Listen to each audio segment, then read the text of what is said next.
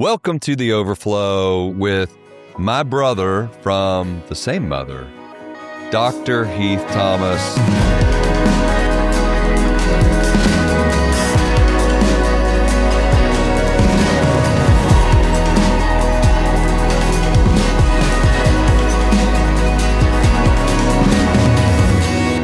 He is a scholar, he is a speaker, he is an author, he is a leader, he is the president of Oklahoma Baptist University. He presents papers all over the world, academic papers, but he has a fine-tuned expertise in Old Testament. And as a Christ follower, he's all over the Bible, of course, but he has particular expertise in the Old Testament. And so excited to have a conversation. Heath, welcome to the Overflow, my man. It's great to be with you. Thanks so much for having me. Oh, you bet, man. And I thought we'd just jump right in and talk a little bit about some of the harder stuff. One of the things, now let me go ahead and give an overview of what I hope to accomplish together. Okay. We may not get to all of this, but first I'd like to talk about some of the tough stuff in the Old Testament, like really hard scriptures. Yep. That somebody may read them at surface value, or if they're new to the Bible, and it may really be a stumbling block for them on understanding the character of God, and just say, man, how could God allow that? Or how could God command that? What's going on? Particularly, I'm thinking Joshua. And then we could talk about the Old Testament and just in general, just how to read, what in the Old Testament comes forward. There's a lot of talk about, hey, that doesn't apply anymore. Right. Sure. And then maybe if we have time, we could talk about, I don't know, a little topic like Israel. Yeah. Well, okay? I mean, not controversial at all. I appreciate that. All the light stuff. Yeah. And so we're throwing fastballs here today, and I'd love to start. Now, you wrote a book, and maybe you've done a bunch of stuff. Talk to us a little bit about holy war, the concept of holy war in the Bible, which is in the Old Testament. Yeah, that's right. So, I did a book a number of years ago on Old Testament holy war and Christian morality. And the idea of a holy war sounds a lot like Islamic jihad, where fighters fight in the name of God against other peoples. And a lot of times in the Old Testament, when you read the book of Joshua, and you hear about Israel utterly destroying the Canaanites or something like that, the language for holy war is used. God's people, Israel, is enacting a holy war against the Canaanites. And where did we get this language of holy war and correlating it with these kinds of texts in Joshua or Deuteronomy or wherever?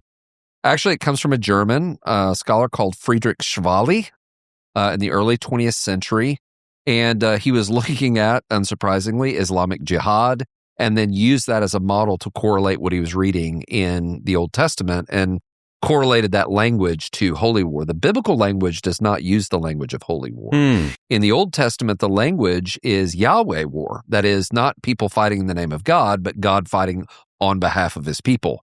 And the distinction there is very important, because a lot of times we might think that as followers of Jesus or as, followers of God, we're supposed to pick up the sword and fight in the name of God. Well, I hate to say this, but the reality is God doesn't need our help to win battles. He's God. And so in the Old Testament, what you find is God raises up his people to fight, but it's him who provides the victory. And early in Joshua, when you see God's people about to go to war against Canaan, you have this interesting encounter where Joshua encounters an angel of God, and the angel of God is like the champion of the army of God. And Joshua says to this angel, are you for us or against us? And the Hebrew is wonderful here. The angel looks at him and basically says, neither. I'm here for the Lord. Right. I remember this. So whether Canaanites or the Israelites, look, I'm for the Lord. The question is, are you on the Lord's side or not? It's not your side I'm trying to get on. Are you on God's side? That's right. And so that's the overwhelming emphasis in the Old Testament is, are the nations, or more to the point, is Israel on the Lord's side or not? And what we find is, if Israel or the nations follow the Lord, then what happens is God receives them. And you see this early in the book of Joshua, for instance. Rahab, who is one of the Canaanite inhabitants who embraces the people of God and says, essentially, I want to be on your team because everybody's heard about what God has done for the nations that are against him. We don't want to be one of those nations that are against you. So Rahab converts to follow the Lord, and what happens? She's one of those included in the roll call of faith. Yeah. So it's not a matter of God issuing the commands to utterly obliterate people. It's about true worship and false worship. Yeah. The overriding emphasis on Yahweh war is to wipe out those who refuse to follow the one true God, the God of life, peace, love, justice, reconciliation, redemption, as opposed to false gods. False gods bring death and destruction. And so it's really a choice of life or death. And it's not just a choice, if you don't follow God of life, you're going to receive death. It's if you don't follow God, you are embracing death. Yeah. And so that's it's a bit of a distinction between what we think of when we think of holy war. You cannot superimpose today's understanding of culture onto that culture. That's right. You have to say, who were they? And when you begin to explore, we did a series on the life and on the book of Joshua. Some of the things that stood out to me as well, I think where you just went is the foundational interpretive That's right. anchor, Yeah. right? And then once you've settled that, Yeah. like it's God, it's either God or death. And to add to that, before I go on, to add to that is even if you are reformed, maybe it would be really easy for you when you take those words in the New Testament to the elect. You Yes. know, if you are reformed, whether you are or not, but if you are reformed, then it becomes easier interpretively for you because truthfully, we don't deserve life. We start with death. Yeah, that's we right. all start with death. And any that receive life is a gift from God. That's kind of the that's right. reformed anchor. So if you're in that camp, that's how you'd kind of get there. But some other stuff that I got to, if you weren't in that camp, that was really helpful is to understand truly in the cultures of that day, to not worship Yahweh was truly a death cult. That's right. The Canaanites, they've unearthed some Canaanite altars. Yes, that's right. They found bones in those altars. And then one scholar that I read, you may agree or disagree with this, and it'd be fun to see what you think about this. But one scholar that, and maybe it was a couple of scholars at the time, it's been a couple of years, but one of the things that they said was that the depravity of the Canaanites was so great that any innocent blood was crying out for justice. Yeah, that's right. And that truly they were not innocent. That's right. And that Joshua was used, to your point, as an arm of justice for the Lord, to be almost like if there was just this maniacal, unrestrained Nazi Holocaust bloodthirsty regime, and finally there was justice coming for humanity. Right. That would be an example of how the Israelites were being used by God for justice. What do you think about that interpretation? Yeah, I think what you find, and this is where when you're interpreting the Old Testament and when you're interpreting things like these texts that we typically refer to as holy war, is we want to treat them in isolation.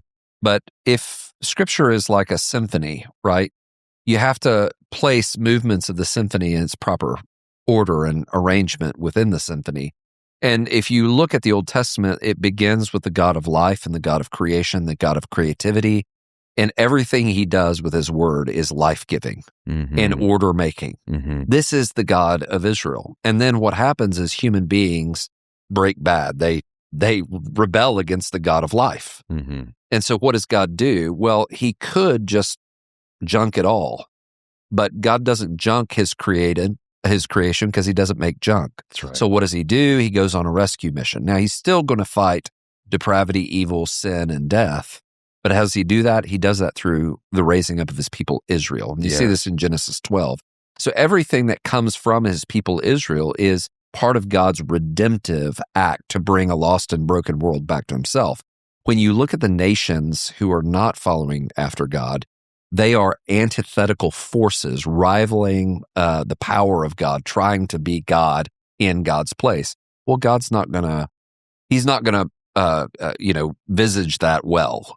And so he's going to eradicate that. Why? Because anything other than the God of life is death. Like the prophets of Baal. Like the prophets of Baal. Or you think of in Genesis, early in the book of Genesis, you think about the Tower of Babel, where human beings say, we want to be like God. Yeah.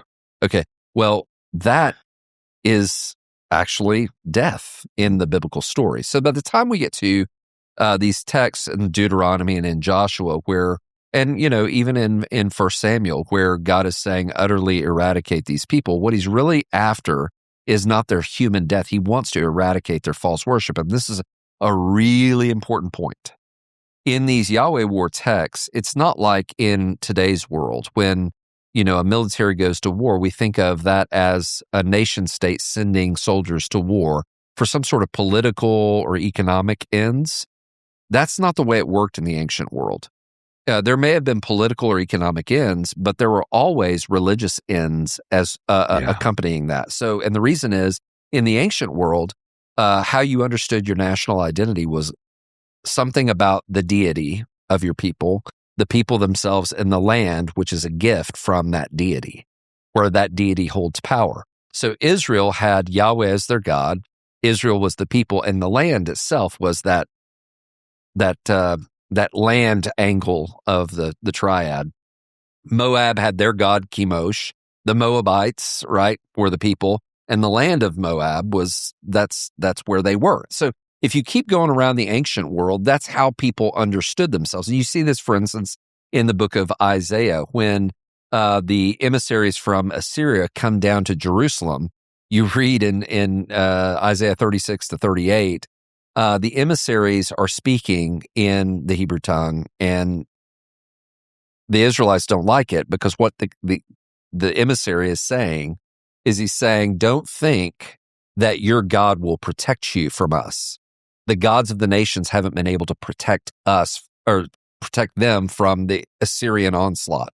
Well, the God of Assyria, right, was a different God than Israel's God. But the point is that invading army had it in their head, yes, we're invading this nation, Israel, but in fact, it's their God defeating Israel's God. That's right. And that's how they understood with Hezekiah, whenever Sennacherib, yes, whenever he was hurling insults against Hezekiah, that's right, they were going right at the God. Where's your God? Where's your God? And that's the point, is when you hear these holy war texts, or Yahweh war texts is what I prefer to call them, it's not really about eradicating the people.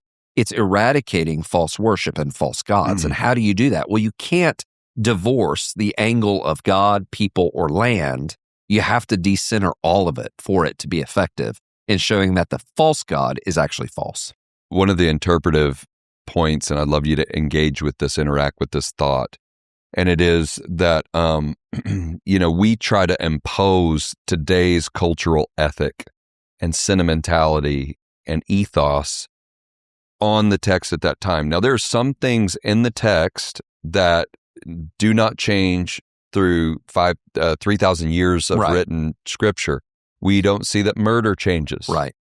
We don't see that sexual ethic changes. Right. That is a straight line. It's the same. Paul reaffirms it just like it was reaffirmed early on in the Torah. And so there's some things that are a straight line, but there are other things that have a progression to it, and God is engaging civilization at a point in their story, knowing I'm pulling you to a different place. Right. An example of that would be slavery. Yes. And so for us to superimpose, like even what you just said, a lot of people have never heard how they warred and how it was my God versus your God. Right. And they just didn't, our culture today can't understand that. It's kind of like, I like to say, it's really hard for people in my world here in the city and in the suburbs to really understand agrarian language in the Bible. Right, I have to explain it to you. Yep. And me explaining it to you is comedic. because I'm no farmer, but truly for them, it was fluent. Yes. And the analogies were effortless. Yes. But for us, we don't even have a concept. We've not held a dying animal. Right. We've not given birth to a calf only to see the mother die. Right. That's a part of childhood in their world. Right. And we've lost that. Yes. And so interact with that a little bit on just interpreting Scripture. When we're talking about the kind of the story of the Old Testament into the New, the way as a Christian I understand the Old Testament is all the hopes and plans in God's economy with Israel are signs or frameworks that are fully disclosed in the ministry and the life of Jesus. So the way I would say it is, and this is kind of the broad scale vision, with the Old Testament, all of the full color of God's revelation, who God is and what He wants for humanity and what He wants for the world, it's already there in the Old Testament, but it's like white light. And what happens with Jesus is like a prism that takes the white light of the Old Testament and explodes it into its fullest color. And so the reason that's important is because when you're looking at, for instance, Old Testament law, let's use land law, land law or how you farm your field. Well, that's a lesson on generosity and taking care of those who are vulnerable like in the leaving land. the corners Yeah, open leaving for the corners of the field. sojourners. Yeah, so that people can glean.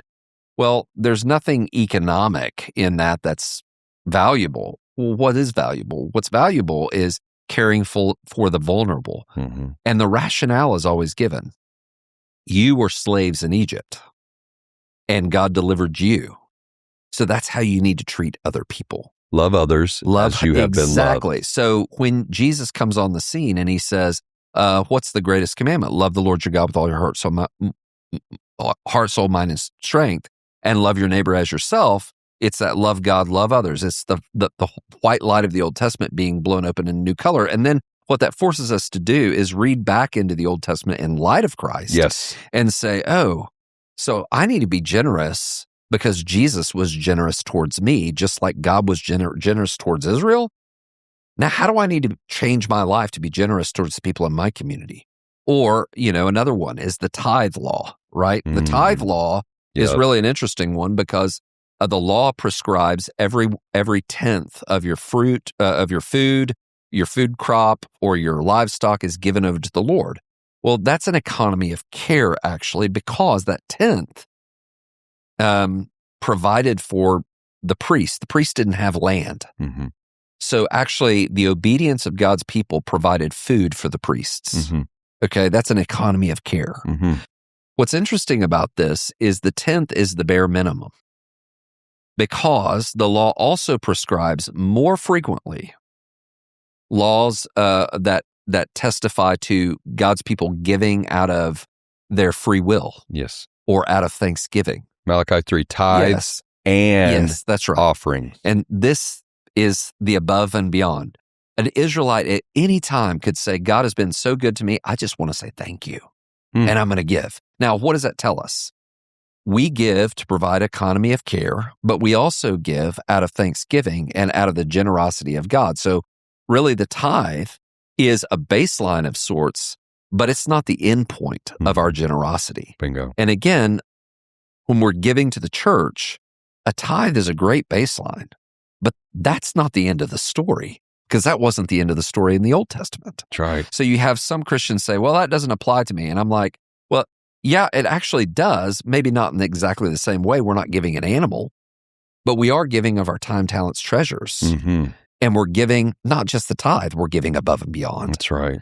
So it's broken open in full color in the light of Jesus. Yeah, and there's many, like on the tithe issue, I wouldn't even probably talk about this right now, except it has become such a point for some voices out there, and I just want those that are locking in here in the Overflow to really hear our stance on that, and that is, when you read of the tithe, okay, whatever happens in the Old Testament, it is not, it's never wasted, okay? And the tithe, particularly something like the tithe, or those land laws. Yeah. That's not wasted. There is something there for us in the New Testament. Okay, so there's kind of two approaches that I've seen that get it right. And of course, my approach gets it right more than others. I'm kidding. Right. But the way I view it is the tithe is alive and active, because Jesus, he said to the Pharisees,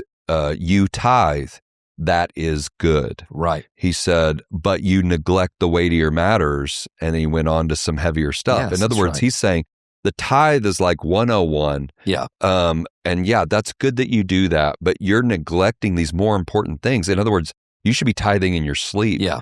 But you're so proud of first base, you've forgotten what it looks like to hit a home run. And then, of course, Paul, with his instructions to the Corinthian church of how you should be giving, how you should be collecting. Yes.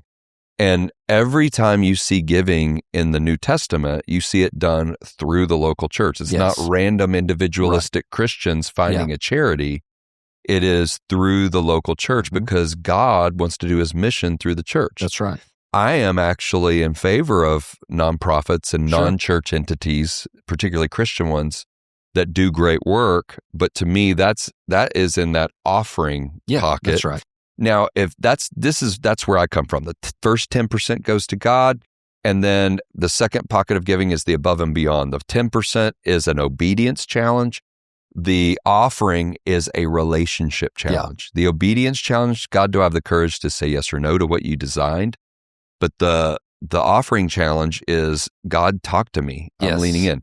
That's what we teach. But I would also say, hey, if you're kind of not so sure that the tithe is New Testament, then I would say, but the principle remains the same. Yes. The 10% would be the bare minimum. Yeah, that's right. Because the New Testament model is no less generous. You see them rising to whatever occasion, and it's always given through the local church. So if you'd say, well, I'm not so sure about the tithe, most people who say that do not give. That's right. That's absolutely true. And, in the New Testament, what Jesus commends in terms of giving is not just the tenth. He commends a little widow who gave the mite. Bingo. And she gave everything that she had. And he turns to the disciples and lets them in. It's like he pulls them aside and says, that lady has given everything. Yes. And that is deep faith. Yes. And I mean, you can't give what you don't have. That's true. Right. But at the end of the day, when it comes to time, talents, treasures, the local church is God's plan A. And so when Jill and I give, we give every month to our church. Mm-hmm. And that is the first of everything that we give. Yes. And, we just recently had this impression that we need to give a little bit more. Why? Were we obligated to? No. But in our prayer time and in our conversation about God is continuing to bless us, what do we want to do? Well, we want to say thank you. And again, what that is that echo of that Old Testament Thanksgiving offering, saying, God, you are so good. We can't help but give back. It's not like we're going to outgive God. God is going to always go above and beyond in the way that he provides for us. We just want to be responsive and say, in an act of worship, thank you. There's a culture of, I'm not looking to see what the least amount I can do is, and I get angry at churches that say the 10th. I've never understood that. They say that it's spiritual manipulation. I guess if you have the wrong heart when you're talking to people about the tithe, I'm sure any leader could have the wrong heart. I'm sure that there are leaders out there that have greed in their heart. Sure. And that spirit of greed is on them, and it just translates. Again, I've known a lot of pastors in my life, and maybe it's just the friends I run with. Yeah.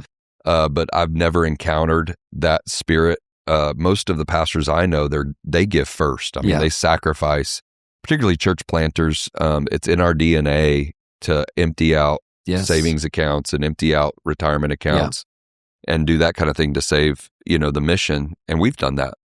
But I think it's just more about just that heart. And the thing about Keystone that has blown my mind, Heath, is when people pray, and again, no twisted arms. That's my commitment is Susan and I decided a long time ago, we're not twisting arms to get people to walk the walk.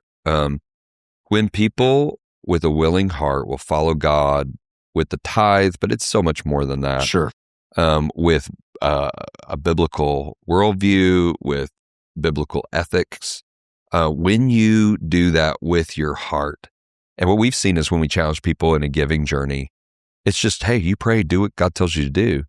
The joy that's released in our church, the tears. I mean, you'd be shocked, the tears, the stories, the joy, the supernatural living. It is truly remarkable. And so I would never deny the church the gift of that, because maybe a handful, again, not at Keystone, we're pretty unified, but let's say there was a handful of cynics, about that. I wouldn't live and lead at the level of the naysayers. Right. I would live and lead at the level of opportunity, spiritual opportunity. That's right. That's a shepherd's call. Yeah, and I think, this is a conviction, right? We are, as ministers of the gospel, one of the things that we do is we teach the whole counsel of God. Amen. That's the goal, right? So if we are negligent in teaching on giving, I know some pastors don't want to preach or teach on giving because exactly the arm twisting. What we're actually doing is neglecting the gift that God has given us, because there is a lot in there about giving, and it's not just money. That's in the New Testament, and in today's world, we might think of coins. But if you live in an agrarian economy and you only have a certain number of animals, telling you, and you realize, okay, God has prescribed that I'm to give the first. That's hard. And the best. And the best. I mean, how does that hit you? Well, is God going to provide? Well, what if I don't have any good, stock left? Then what? That's where the faith journey really begins. Do you really believe that God can provide greater than that animal can? Man, come on. And that's where, again, the Old Testament comes alive, like what you're saying, in an agrarian economy. Now that we translate that in today's world, again, in the light of Christ, because Christ has liberated us from sin and released us to a new life in Him, do we really believe that God is going to provide for our family? Do we really believe that God is going to provide financially, relationally, economically? Well, the Old Testament would say we should, right? But in our world, sometimes that's hard to hear, because that world from the dusty past isn't as clearly with us. And I would just say we got to reconnect with that ancient world and start getting it on the brass tacks. Do we really believe that God is going to provide for that bank account, for your family? And I'll just speak from my own life. There have been many days as a professor early on when we lived in the UK, and we thought, I have no idea how. Right. We don't have the money in the bank account to pay the bills. Yeah. And we're working, right? So it's like, God, what are you going to do? We believe in you. We gave this money. We don't, and God has never left us hanging. Yeah. He's always gone above and beyond. And again, because we know the stories of the Old Testament and we know the teaching of the Old Testament, it comes alive in a whole new way for us than we might have expected. And I would just say to anybody who's watching this, when the scripture teaches, taste and see that the Lord is good, that's a faith commitment on our part. So good. Well, and I would say, just to wrap up the thought on the giving part, but it's such a great illustration that others have made such a point to talk about. I'm glad we are. That when the church, and by extension, those that are serving the church like you do, with a Christian university with a great mission, the church and the arms of the church. Yeah, that's right. Whether that's Samaritan's Purse or whatever it is, the church and the arms of the church should have a vision so big. Yes. That I've recently told Keystone, man, honestly, you could win the 2 billion lottery and it's not big enough. Right.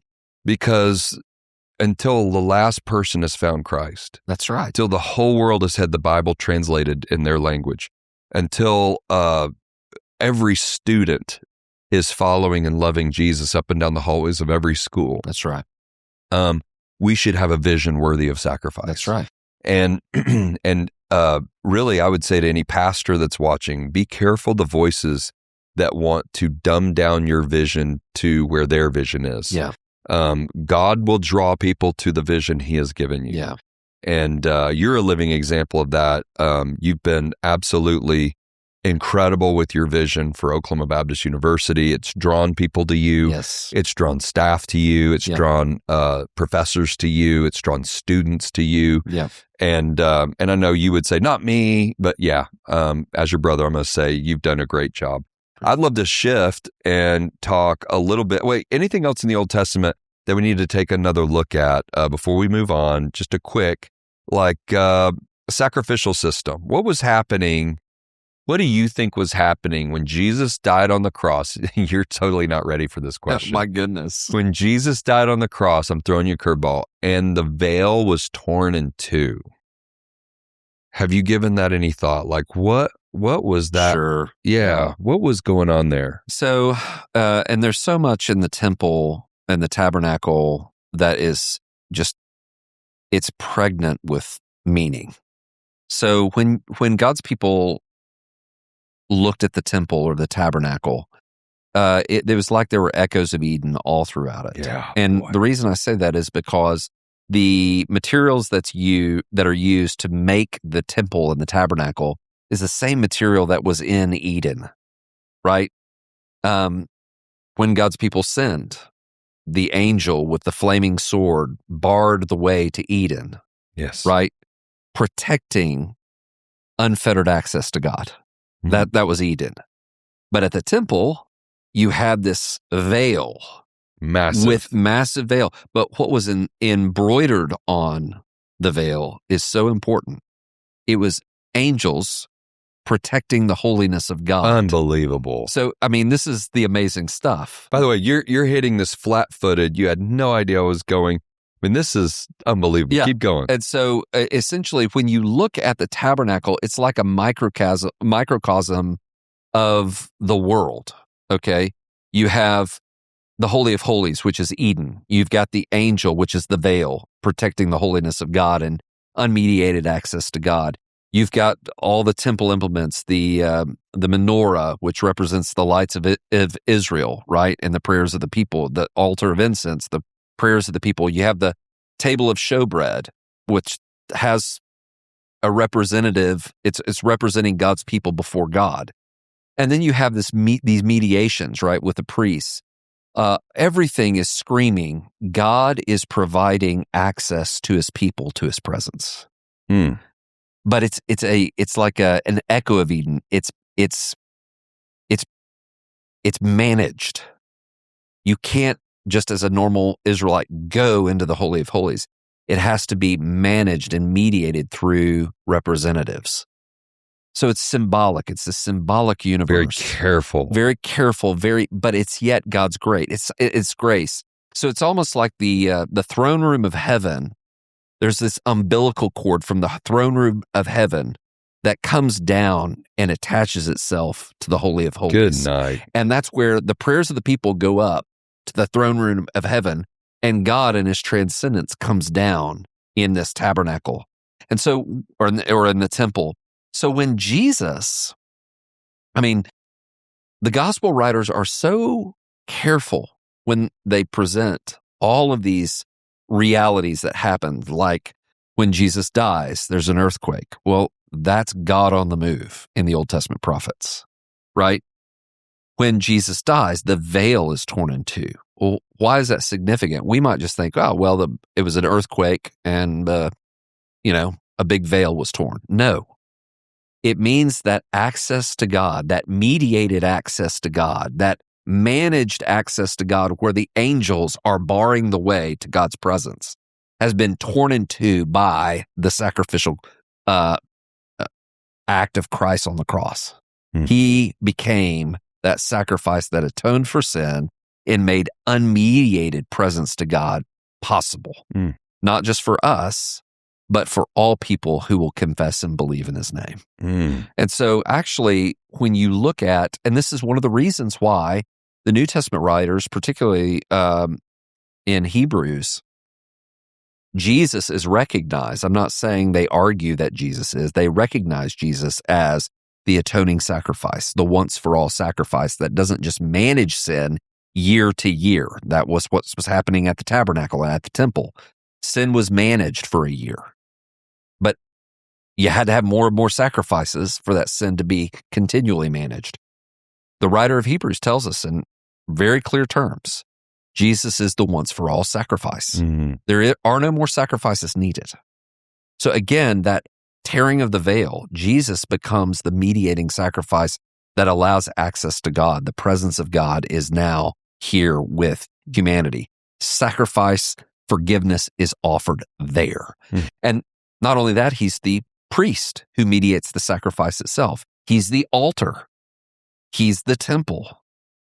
Every hope of Israel is met in Christ. He's the prophet. Yes, he's the priest. He's the judge. He's the king. He's the king. He's the wisdom of God. He's the wise man. Gosh. So he's the all in all. Golly, man, that's amazing. Okay. That's just off the top of my head. All right. All right.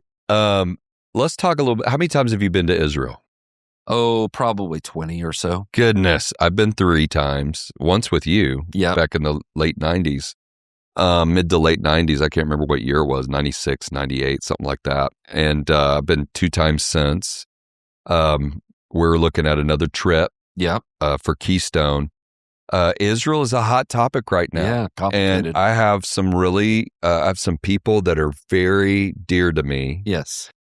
Some young men that are very dear to me, who I love greatly, care for. And some of them I've shepherded as their pastor for a long, long time. And they have a lot of questions about Israel. They're seeing things online, and they just have a lot of questions, particularly coming out of the Gazan war and all that in October. The October brutal attack from the Gazan terrorists, and just all that stuff. And they're doubting Israel. And I've had some really great conversations, the beginnings of some great conversations. I have some thoughts, and I've actually done a whole nother podcast on some thoughts, and I can recap those in a sec. But I would just love, just if you were speaking to, you reach students, you reach the young generation. Sure. If you're talking to them about Israel, what do you say to them in this culture of a little bit of a rising anti-Israel sentiment? How do you lead on that? Yeah, and I think if you talk to Israelis, you will, and those are Jews who are Israeli. You also have Palestinians who are Israeli. I mean, but if you talk to Israelis, that's right. If you talk to Jewish Israeli citizens, like I have friends who are, they're not going to be uniform in how they perceive everything. But one of the things that they often say is to argue that Israel has the right to defend itself is unquestioned, right? That is to say, as a nation state, Israel as a nation has the right to defend itself because it is a nation. Mm-hmm. And it always has been. And most Israelis that I know would love to see some sort of a 2-state solution. It's a very difficult thing, and it's very complicated because of, again, it's very hard for Americans sitting on the outside to really understand the dynamics here. But for my Jewish friends who often relay kind of the threat that they experience is they see nations around them that want the Jews gone. Yeah, not just one nation. No, nations all around who, in many cases, want these Jewish people gone. When they say from the river to the sea, that's not about freeing Palestine. Yeah, some people think that what that means is, hey, Palestinians should be free. What it actually relates to is eradicating the Jews from Palestine, from the river to the sea. Pushing them from the Jordan River into the Mediterranean. And that is, I don't know how else to say it, that's at the very least anti-Semitic, and more to the point, I think that's genocidal. It is, and they're little Satan, and the West is big Satan. Yeah, that's right. To radical Islamic terrorists, right? So I face the same thing, and that is just sometimes just haven't engage with the other side, another perspective of what is out there. What is the Israeli perspective? We're inundated with the Palestinian perspective, which is interesting because there were no everybody was Palestinian just a few short decades ago. Yeah, that's right. Everybody, Jewish Palestinians. Yeah. And this particular piece of ground over the last 2,000 years has switched hands so many times. Yeah.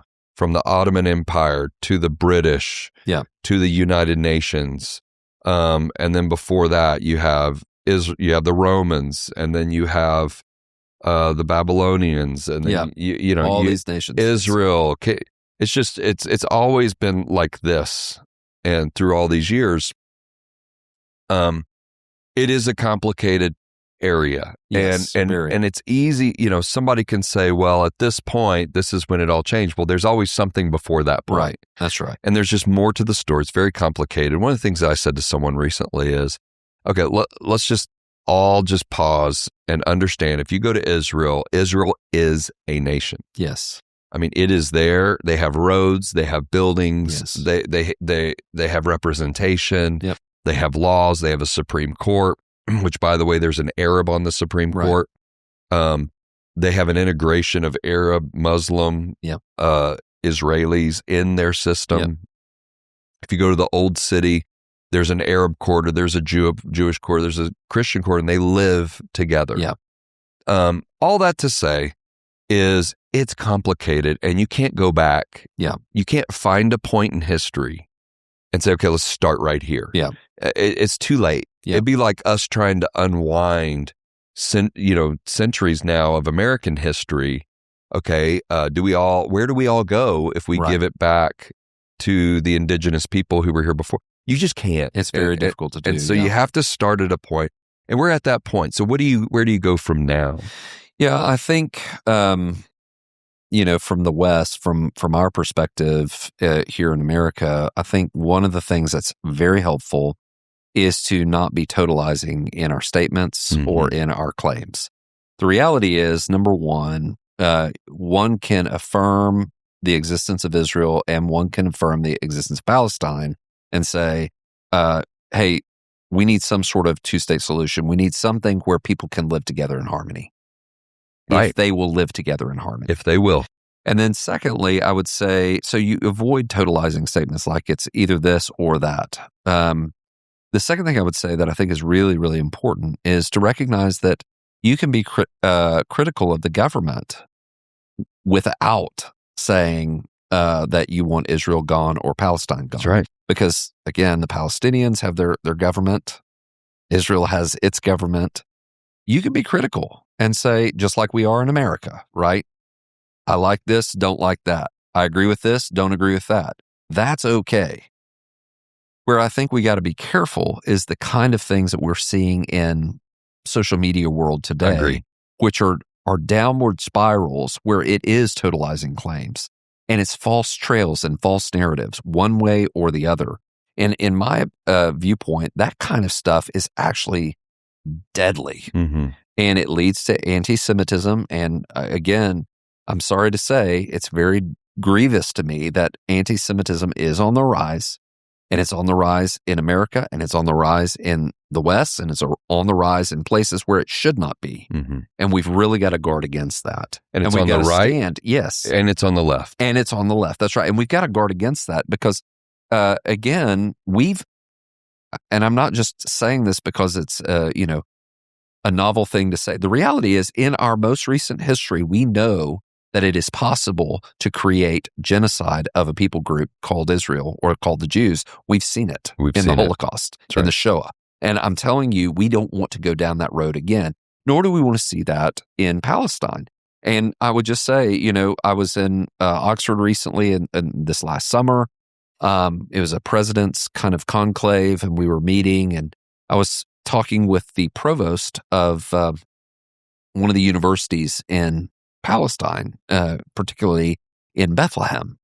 And, he had toured the region in and around Gaza. And it is horrific because it's war. Right. It's horrific. And, of course, in Nazareth or in Bethlehem, they're majority Muslim students. Yeah. And there's bitterness and anger and rage. And this is war. And it's very difficult. But, something that he said I thought was so interesting. The Jews have a hard time seeing the Palestinians. The Palestinians have a hard time seeing the Jews as a people anymore because they're constantly so at polarized. war. Yeah. And he said, now's the time for Christians to step in. And it's never been more of a time for Christians to step in and be mediators of peace because Christians are that third voice, third way in Palestine. And that's a beautiful thing. That is the mediating peace of Christ. Yeah. And I don't know what that means. I mean, right. He was exactly, but he's living it. I'm not. Right. But man, that was an encouraging sign amidst the animosity one towards the other. Yeah. Man, we've got to see the peace of Christ and allow the Prince of Peace to reign. Yeah. So good and so needed. And I would say also, just to recap something I've said previously, and that is, for those out there that are on the fence about Israel, one of the things I would say is, you can criticize the government. I criticize American government. Yep, I don't right. fully trust American government. Why would I fully trust Israeli government or any other government? I think it's right to have a caution toward government, but I think it's also very dangerous if you're so distrusting of any institution. That's right. Then ultimately culture is left to do what is right in its own eyes. That's right. And so what I would say, I've really thought about this, and this is kind of new breaking thought on this. In a social media culture where you're going to have extreme perspectives, like one extreme perspective would be morally equivocating what happened on October the 7th with war in Gaza. Those are not morally equal. No. You have one group terrorizing, inflicting terror on people in an evil way for the intent of terror punishment. Yeah.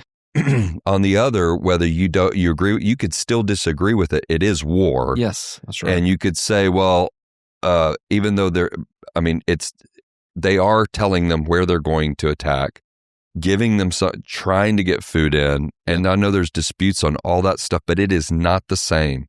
There's at least moral attempt on the war side. But war is brutal, and war looks like this. Right. If you were in Britain when war was happening, it looked like that. Yeah. If you were in Berlin, it looked like that. Yeah. With that said, so how do I, in my social media equation, how do I know what's true? Yeah, that's great. And what I would say is the first step is Bible, Bible, Bible, Bible. Mm-hmm. Bible, Bible, Bible, Bible, Bible. The Bible is your number one authority. Right. Okay. So anchor in the Word of God. That's where you start. Read more of the Word of God than you do that one influencer. The second is, I think, heroes. Start with the Word of God. That's where you start. But I think we need heroes in our life. And in a day and age where pastors have disappointed us, where they have fallen, where politicians have stumbled or even outright lied. Yeah. I say do not give up on voices that you can trust. Actually, you need them more than ever. And so voices you can trust begin local, people you can look in the eye. And I think that needs to be pastors in your life, spiritual authority in your life. It could be a parent in your life. It could be a Bible study leader that you've had, just some anchors, some real life people. I've seen people ditch family and ditch pastors and ditch their church for an influencer that doesn't know their name. Right. And I would just caution with that. You don't know what that influencer's family life really is like. That's true. They may be a horrible father. They may not really have a vibrant relationship with Jesus. You're not living with them. You like what they say on a clip, but you're even just then getting the clip. So I'm not saying don't listen to influencers, but don't ditch your heroes. Yeah, I agree with that. Who are your heroes? What are they saying? And listen double as hard to the heroes as you do to the influencers. Measure it. Take what they say. Pause. If you find yourself amping up and losing your mind a little bit, you got to pause. You got to slow down. And then just take your time. Let time settle some of those. I've seen some influencers, it's like they've lost their minds. Yeah. You know, they've unraveled a little bit. Yeah. And time has shown that you should have gone a little slower before you bought the T-shirt. Right. You know? Right. Is there anything else you would add to that? Yeah, I mean, this is kind of unsurprising. I am an academic at heart, right? So, I one of the great sacrifices in our world today is truth. And I mean that we've sacrificed the truth for a soundbite. And, the truth is not easily digestible in a 30-second clip on TikTok. It's just not. That's right. And especially something as complex as what we're talking about, the Israeli-Palestinian conflict and that war that's going on and the history of that. And so, we serve the God of truth. And we do not need to shy away from the truth, but truth is often very hard won. And so we need to be more disciplined when it comes to things like research, thinking through our sources, listening slowly over time. And I love what you were saying there. Sometimes it just takes a little bit of time. And on something like as complex as what we're talking about with the unraveling of, relations, we got to realize, I mean, this is not the only time this has happened in recent memory. Right. I was supposed to be going to Israel in 2001, but what happened? Couldn't go. Intifada. Right. So there's a lot of this conflict that's gone on over time. So we've got to be able to listen carefully, slowly, fight for the truth, weigh your sources. Just because, an Ivy League professor says something doesn't mean that it's gospel. So true. They may have an agenda, so you have to weigh that against something else. Like, what else have they said? Yes, what else have they said? Or are there other perspectives out there? And that's just good scholarship. Yeah. And I mean, I was taught in the UK, you can't just look at one source and say that's it. You've got to weigh your sources and fight for the truth. Yeah. And, as followers of Jesus, we should be really concerned with truth and falsehood. And a lot of what we see in our world today, because we're looking to get our information on TikTok or Instagram or whatever it is, we're not looking at facts or truth. We're looking at echo chambers function and created through algorithms that create echo chambers that we can only hear one side of the story. And we got to remove ourselves from that echo chamber and actually get to facts and truth. And that's very hard won. That's not easy.